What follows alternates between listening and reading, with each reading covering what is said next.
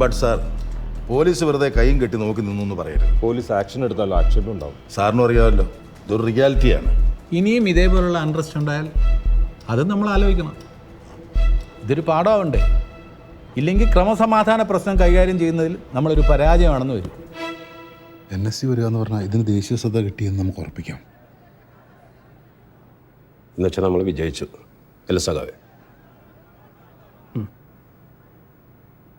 Balu, NSC നമ്മൾ കയറിയടിച്ച എന്താ നമ്മുടെ പ്ലാൻ? കയ്യിലുള്ളതെല്ലാം എടുത്തിട്ട് കത്തിക്കാം. അത് കഴിഞ്ഞാലോ? കളക്ടറല്ലേ കയ്യിലുള്ള. അദ്ദേഹത്തെ കൊല കൊടുക്കാൻ പറ്റില്ലല്ലോ.